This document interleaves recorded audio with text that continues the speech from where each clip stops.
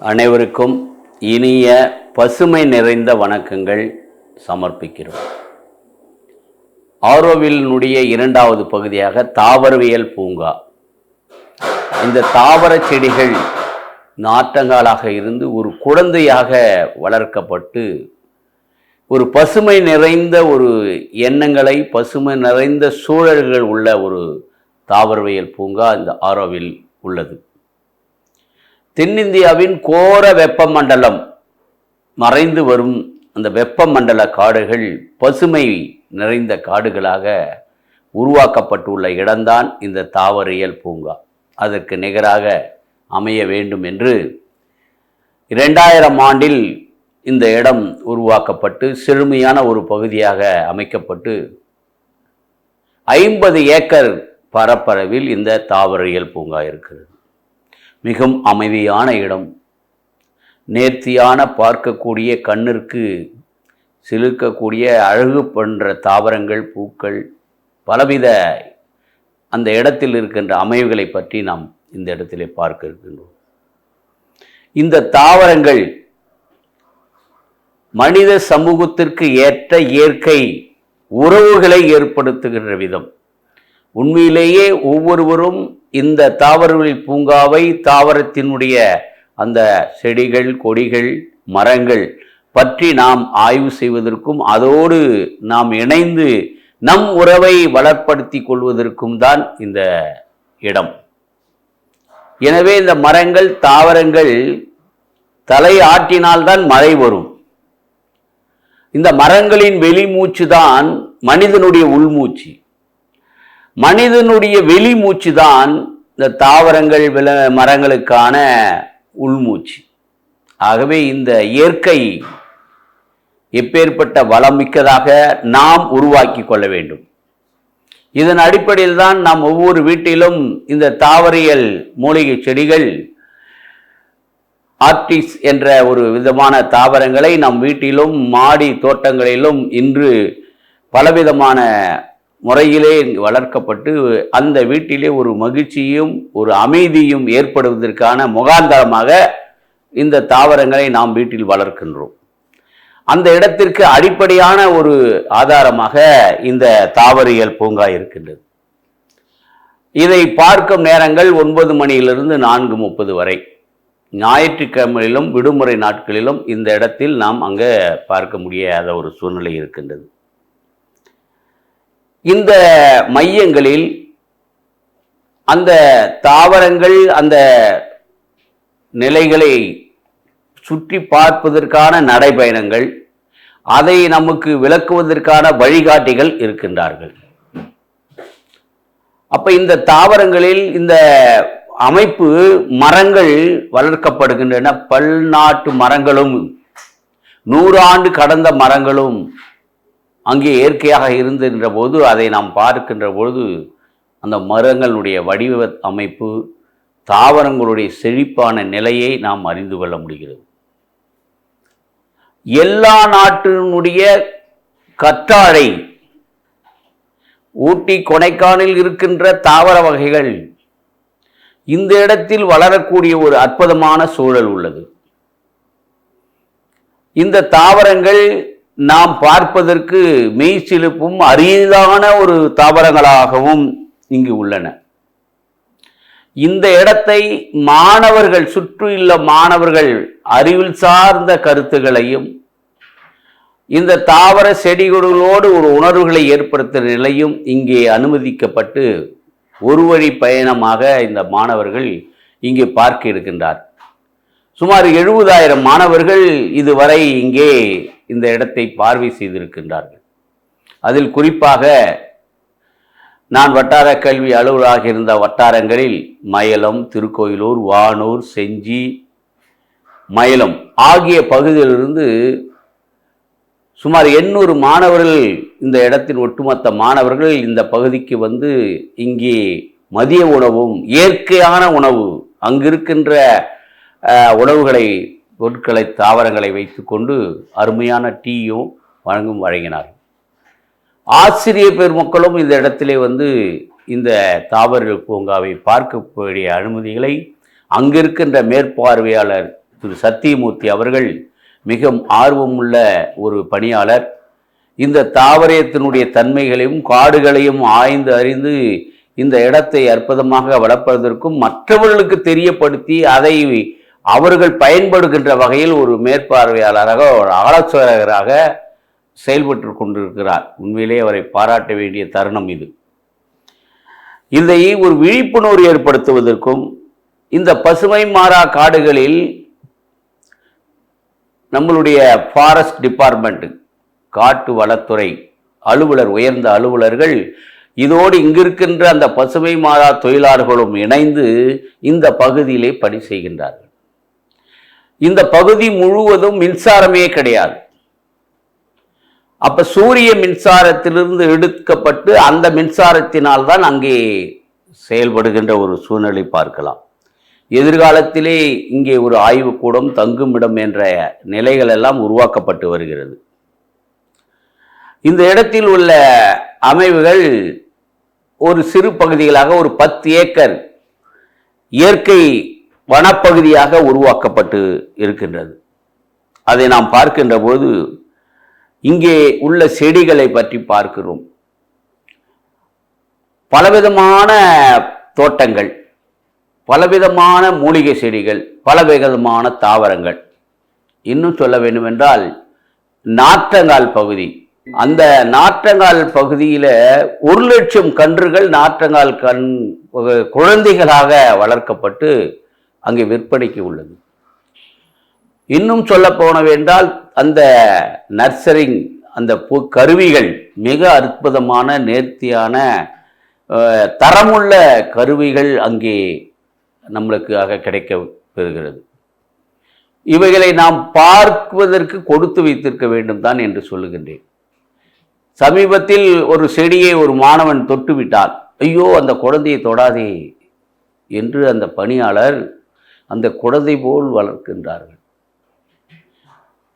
இந்த தாவரியல் பூங்காவில் இருந்துதான் ஒரு ஒன்றியத்திற்கு 3000 மரக்கன்றுகள், மர குழந்தைகள், அந்த குழந்தைகளை இந்த சத்தியமூர்த்தி அவர்கள் மூலம் மயிலம் பள்ளிகளுக்கு, வானூர் பள்ளிகளுக்கு, திருக்கோயிலூர் அந்த வட்டாரத்தில் உள்ள பள்ளிகளுக்கு, செஞ்சி பகுதிகளுக்கு 3000 கன்றுகள் கொடுத்து அந்தந்த பள்ளிகளும் இவை இன்று நடப்பட்டு மகிழ்ச்சியாக இருக்கிறது. நேர்தரும் வகையில் இந்த பள்ளிகளிலே ஜொலிக்கின்றன. நான் பள்ளிக்கு சென்றபோது கூட அந்த நட்ட மரத்தை பார்த்து அதனோடு நின்று அந்த இலைகளை பிடித்து மகிழ்ந்த ஒரு காட்சிகள் கூட உண்டு. ஆகவே நாம் ஒவ்வொருவரும் நம் வாழ்க்கையில் இந்த இயற்கையோடு, ஒரு மனிதன் இயற்கையோடு இணைந்து வாழ வேண்டும்.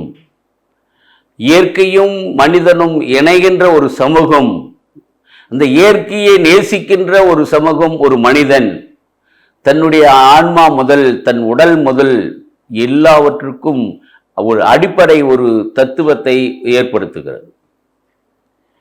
நீங்கள் ஒரு மரக்கன்றை நட்டு வளர்க்கிறீர்கள் என்றால் அதை சென்று பார்க்க வேண்டும், அதிடம் பேச வேண்டும்.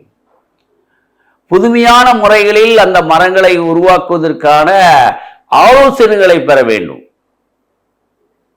ஒரு தென்னை மரம் நடுவதற்கு கூட நான் ஒரு ஆலோசனை பெற்றேன். அதில் உப்பு, மணல் இதெல்லாம் போடுவார்கள். இந்த தலைமுடியை கூட எடுத்து அதில் போட்டு வளர்த்து என்றால் அந்த தேங்காய் மரம் பெரிதாகவும் உடன் 3 வருடங்களை காய்க்கின்ற ஒரு பலனியும் என்ற ஒரு தத்துவத்தை சொல்லியிருக்கிறார்.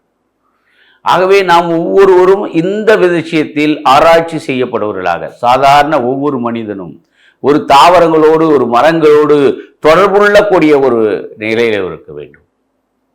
ஆகவே அப்பேற்பட்ட வழிகாட்டுதல்களைத்தான் இந்த தாவரவியல் பூங்காவிலே நாம் பார்க்கின்றோம். இந்த காய்கறி விதைகள், காய்கறி தோட்டங்கள், இந்த பூஞ்செடிகள், வண்ண மலர்களை தருகின்ற ஒரு நிலைகள் எல்லாம் இந்த இடத்திலே நாம் பார்க்க முடியும்.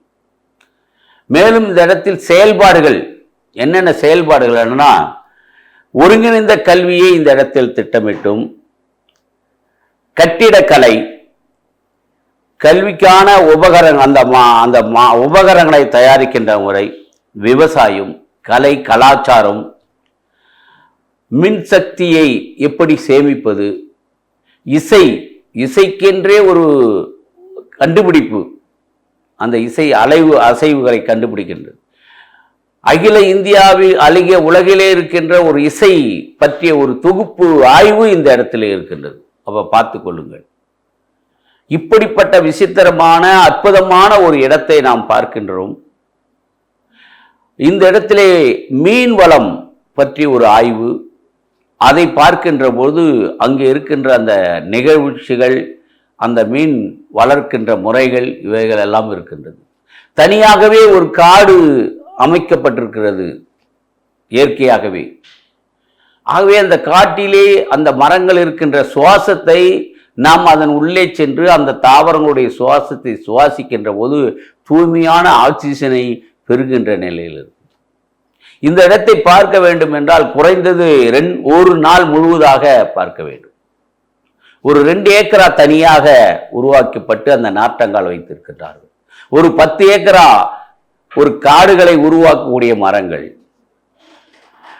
உலகத்தில் உள்ள முட்புதர்கள், வகையான முட்புதர்கள், வேலி காக்கான்ற ஒரு முறைகளான செடிகள் அங்கே இருக்கின்றன. நான் இந்த இடத்திற்கு மிகவும் தொடர்பு உள்ளவன்.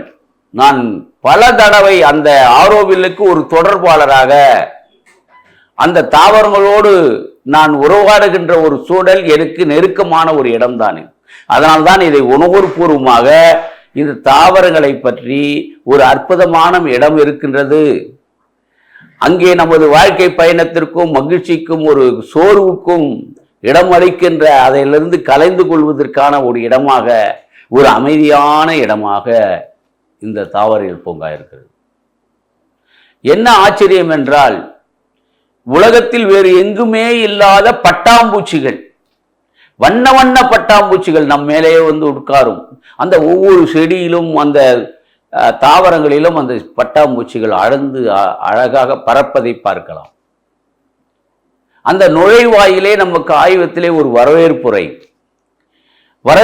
வழங்குகின்ற பொழுது அங்கே கொடுக்கின்ற ஒரு தேநீர், இயற்கையான ஒரு பலவிதமான மூலிகை செடிகள். நான் பார்த்து வியந்து விட்டேன். அங்கிருந்து அந்த செடிகளை கொண்டு வந்து என் வீட்டிலே முகத்து வாயில் பலவிதமான அந்த செடிகளை தாவர பூங்காலிருந்து பெற்று வந்து நான் வளர்த்து அதை பார்த்து மகிழ்கின்றேன். தொட்டாசினிங்கின் ஒரு இலை, ஒரு செடி இருக்கிறது. அது நாம் தொட்ட உடனே சுருங்கிவிடும். நமக்கு நேர்மறை ஆற்றல் எண்ணங்களை வளர்ப்பதற்கு அந்த செடியை தொட்டு ஒரு 5 நிமிடம் தியானம் போல இருந்தால் நமக்கு நம் உலகத்திலே ஒரு புத்துணர்ச்சி ஏற்படுகிறது. இதெல்லாம் நான் அனுபவித்தது. இன்னும் சொல்ல வேண்டாம், துளசி, கற்றாழை என்றால் அமெரிக்க நாட்டுடைய கற்றாழையும் அங்கு வளர்கின்றது. அப்ப எல்லா நாட்டினுடைய தாவரங்கள், எல்லா நாட்டினுடைய மரங்கள் ஒரே இடத்தில் வளர்வதற்கான ஒரு இடம்தான் இந்த தாவரியல் பூங்கா. பாண்டிச்சேரியில் நாம் இருக்கின்றோம், பக்கத்து தமிழகத்தில் இருக்கின்றோம். இந்த சர்வதேச நகரமான இந்த ஆரோவில் மத்திய மந்திரி பகுதி, இந்த தாவரியல் பூங்கா பகுதி, இன்னும் சொல்லப்படவென்றால் அங்கு இருக்கின்ற செயல்பாடுகள், இருக்கிற இடங்களை நாம் பார்க்க வேண்டிய இடங்களை என்றும் இந்த நேரத்தில் பார்த்தலாம். சதான காடு என்று ஒரு அமைப்பு இருக்கிறது. இயற்கையாகவே மனிதன் வளர்வதற்கான ஒரு சூழலை பூஜ்ய கழிவகம் என்ற ஒரு தத்துவத்தை விளக்கின்ற வகையில் இந்த பகுதி இருக்கிறது. மத்திய மந்திரி ஏற்கனவே பதிவில் சொன்னது பிரகாரம் இந்த 50 நாடுகளுக்கு மேன்ற அந்த உறவுகள் மனித சமுதாயம் என்ற ஒரே தத்துவத்தின் அடிப்படையில் அங்கு வாழ்கின்றார்கள். அந்த மத்திய மந்திரியில் ஒரு அமைதியான ஒரு, இந்த ஆரோவில் என்றால் ஒரு அமைதியான ஒரு இடம் என்றுதான் பொருள். ஆர்கிடெக்டிக்ஸ் ஆன்மீக மையமாகவும் இந்த இடம் இருக்கின்றது. இசைக்கருவி ஆரோவிலில் உள்ளது.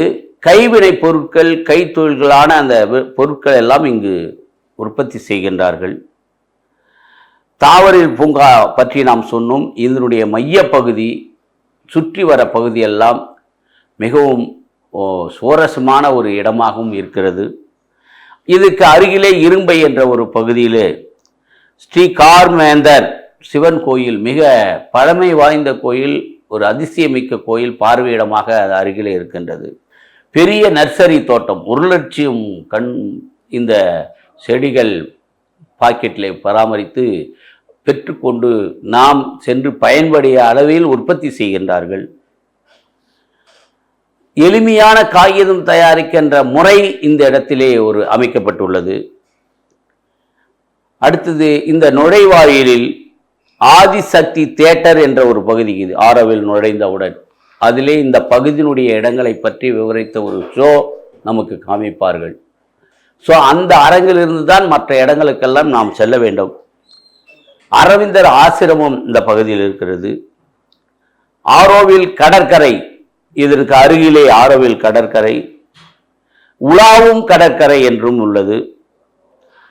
இன்னும் சொல்ல வேண்டால் இது அருகிலே செல்ல வேண்டும் என்றால் அதில் பாண்டிச்சேரியில் பார்க்க வேண்டிய இடங்கள் அருள்மிகு மணக்குள விநாயகர் ஆலயம், பழமையான அனைவரும் அந்த கோயிலுக்கு தரிசனம் செய்ய வருகின்ற ஒரு இடமாகவும், இந்த கத்தோலிக்க திருப்பதியில் பசிலிக்கா, தூய இறுதி ஆண்டவர் கோவில் பசிலிக்கா என்ற உயர்த்தப்பட்ட அந்த ஆலயம் முழு நேரமும் வழிபாடு செய்கின்ற ஒரு இடமாகவும் இருக்கிறது.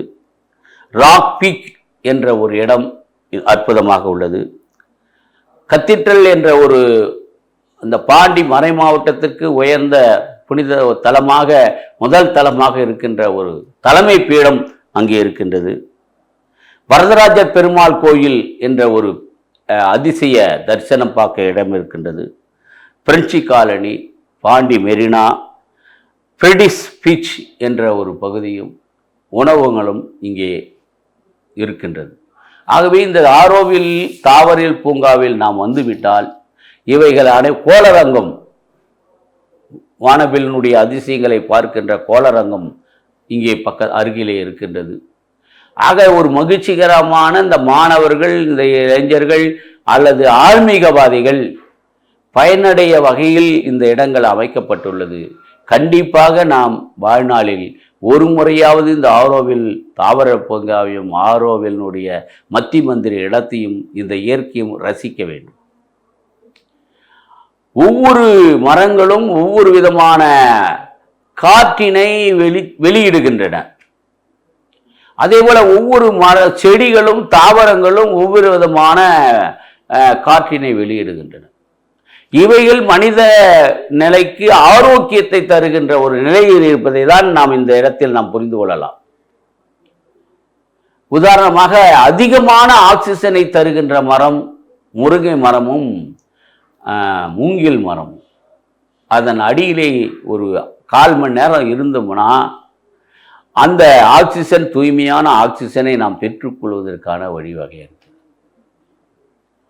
அதே போல நிறைந்த காடுகள், நிறைந்த மரங்கள் இந்த பகுதிகளை பூரா ஒரு இயற்கையான ஒரு சூழலை ஏற்படுத்துகின்ற இடம்.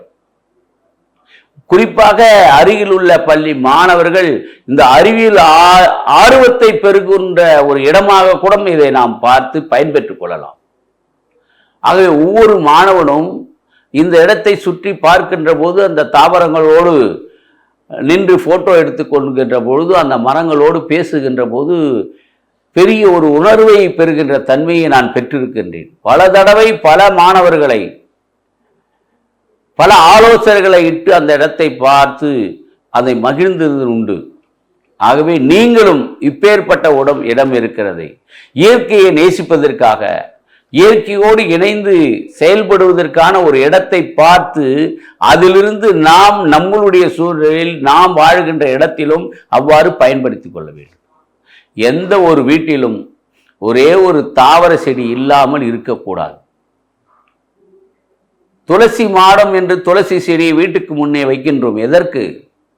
அந்த துளசி எதிர்வினை ஆற்றுகின்ற அந்த காற்றுகளை தூய்மைப்படுத்தி வெளியிடுகிறது.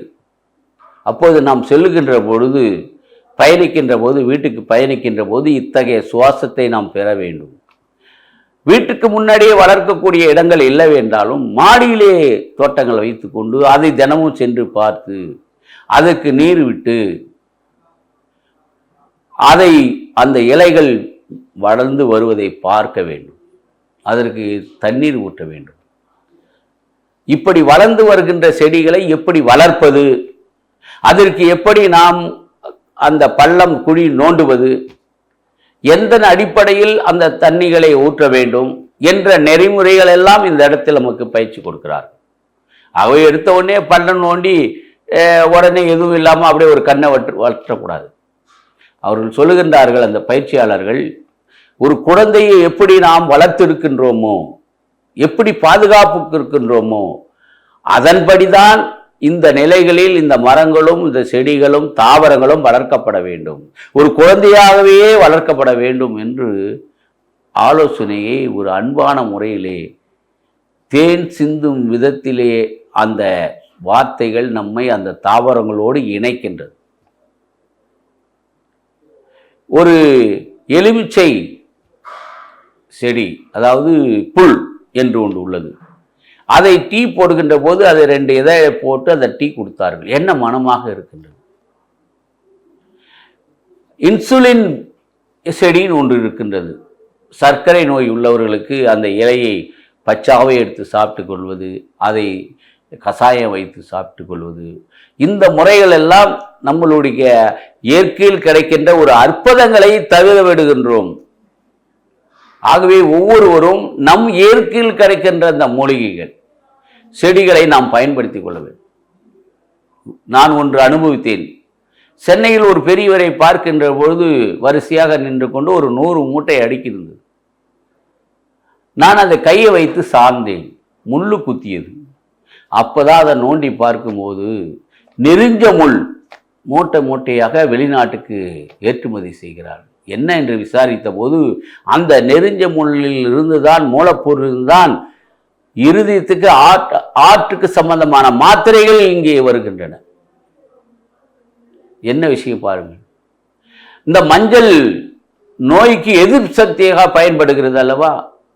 இதனுடைய பேட்டன் உரிமையை அமெரிக்க நாடு பெற்றுள்ளது. அதே போன்று இந்த வேப்ப மரத்தினுடைய பேட்டன் உரிமையும் மற்ற நாடுகள் பெறுவதற்கு நாம் விழித்து கொண்டு அதனுடைய உரிமையும் நம் பெற்றிருக்கின்றோம், நம் நாடு பெற்றிருக்கிறது. ஆகவே ஒவ்வொரு மரங்களும் ஏதோ சாதாரணமாக விலை இருக்கிறது என்று இல்லை. ஒரு விதை பண்ணை இங்கே இருக்கின்றது. இந்த விதை நினைக்கிறது நான் இறந்து விட்டேன் என்று. இல்லை, அதை மழை துளி அந்த விதையின் அந்த மண்ணில் பட்டவுடனே இறந்து விட்டிருக்கின்ற என்ற எண்ணம் அந்த செடி முளைக்க ஆரம்பிக்கின்றது. எப்படி அந்த செடி முளைத்து அதை பராமரித்து அதற்கென்ற மண் வளங்களை இட்டு பாதுகாத்து நாம் வளர்க்க வேண்டும். ஒரு மரம் நடுகின்றவென்றால் இந்த இடத்திலே நாம் மாறவில்லை பார்க்கிறோம். அந்த மரம் தனித்து தன்னுடைய வளத்தோடு வளர்வதற்காக இடைவெளிகள் இருக்கின்றன. அந்த இடைவெளிகள் இருந்தால்தான் அந்த மரம் மிக பெரிதாக மாறக்கூடிய ஒரு சூழல், வளரக்கூடிய சூழலை அங்கே ஏற்படுத்துகிறது. இன்னும் சொல்ல வேண்டும் என்றால், அந்த இடங்களை சுற்றி பார்க்கின்ற பொழுது ஒரு மகிழ்ச்சியான நிழல் தர கூடிய இடங்களில் இந்த 50 ஏக்கர் இடம் இருக்கிறது. நான் முழுவதும் சென்று பார்க்க முடியாது. ஆகவே ஓய்வெடுப்பதற்கும் அந்த மாணவர்கள் அந்த விளையாட்டாக அந்த சுற்றுப்பாதையில சுற்றி வருவதற்கும் ஏற்ற இடங்களை வைத்திருக்கிறது. மற்றும் ஒன்று, நம்முடைய இதே ஆரோவில் போன்றே ஒரு தாவரல் பூங்கா பாண்டிச்சேரியில் உள்ளது. அதை பிப்ரவரி மாதம் இந்த அரசாங்கமே, பாண்டிச்சேரியினுடைய அரசாங்கமே அதை மலர் கண்காட்சியாக வைத்திருக்கிறது. அதில் பலவிதமான மரங்கள், 100 ஆண்டுக்கு முன்னாடி இருந்த மரங்கள் இருக்கின்றன. அங்கே மீன்வளம் இருக்கிறது, நீர்வீழ்ச்சி இருக்கிறது. இந்த மாணவர்கள் விளையாடுவதற்கான அற்புத பூங்கா. வெயிலே இல்லாமல் நிழலில் வளரக்கூடிய அந்த இடத்திலே போனால் அப்படி ஏசியில் இருக்கிறாப்புல இருக்கும். என்ன மகிழ்ச்சி! அங்கே ரயில் பயணம் 1 கிலோமீட்டர் சுற்றுகின்ற அளவு இருக்கிறது. அதில் ஏறி பயணம் சென்று வந்தால் அங்கே அந்த காடுகள் உள்ளே சென்று வருகின்ற ஒரு நிலையை பார்க்கின்ற போது மிக அற்புதமாக இருக்கிறது. ஆகவே பயன் தருகின்ற மரங்கள், நாகமரம் என்று ஒன்று இருக்கிறது. அதன் பூக்கள் அந்த நாகப்பாம்பனுடைய வடிவத்தில் இருக்கிறது. ஜப்பான் தோட்டம் போன்றும் குழந்தைகள் விளையாடுகின்ற இடமும் பலவிதமான புதுமையான மரங்கள், நாம் கண்டறியாத உலக நாட்டு மரங்கள் இந்த பகுதியில் இருக்கிறது. இதில் வெப்பப்படாத அந்த மலர்கள் ஊட்டி கொடைக்கானலில் வளர்கின்ற தாவர செடிகளும் இங்கே வளரும். என்ன மனம் வீசுகின்றது அந்த உள் பகுதியில் நுழைந்தால். ஆகவே ஆரவில் இருக்கின்ற ஒரு தாவர பூங்காவும் பாண்டிச்சேரியினுடைய அரசு திட்டத்தின் கீழ் அமைக்கப்பட்டிருக்கின்ற இந்த தாவரியல் பூங்காவும் மிகவும் அற்புதமான இடங்கள், நாம் பார்ப்பதற்கான ஒரு இடங்கள். ஆகவே ஒருவரும் ஒரு மரம் வெட்டினால் 10 மரங்கள் நட வேண்டும். ஆகவே இந்த மரம், இந்த தாவரங்கள் நமக்கு வேண்டிய காற்றுகளை வெளிப்படுத்துகின்றன, தருகின்றன. ஆகவே இந்த பதிவிலிருந்து ஒவ்வொருவரும் இதை கேட்பவர்கள் உங்கள் வீட்டில் ஒரு தாவரம், ஒரு அழகு செடியை அல்லது வாசம் தருகின்ற மூலிகைத்தரை செடியை வீட்டிலோ ஒரு ஜாடியிலோ வையுங்கள். ஒவ்வொருவரும் ஒரு மரக்கன்றாவது உங்கள் வீட்டில் நடுங்கள். நம் வீட்டில் இருக்க வேண்டிய மரங்கள் வாழை மரம், தென்னை மரம், முருங்கை மரம், இப்படிப்பட்ட மரங்கள் இருக்க வேண்டும். அதன் அடிப்படையில் நம் இயற்கையோடு இணைகின்ற ஒரு வழக்கத்தை, ஒரு பழக்கத்தை உருவாக்கி கொள்வோம். அது மனித சமுதாயத்தும் ஒவ்வொரு மனிதனுக்கும் ஆரோக்கியமான வாழ்வு தருகிறது என்றால் இந்த தாவரங்களும் இந்த மரங்களும் அந்த இடங்களில் உள்ள இடம்தான் இந்த தாவரியல் பூங்கா ஆரோவில். ஆகவே இந்த இடத்திற்கு பயணிப்போம், இதை அறிந்து கொள்வோம், புதுமைப்படுத்திக் கொள்வோம். நாம் இந்த இயற்கையோடு இணைவதற்கான உறவை ஏற்படுத்துகின்ற இடம் இந்த தாவரியல் பூங்கா என்று கூறி என் பதிவை நிறைவு செய்கிறேன். நன்றி, வணக்கம்.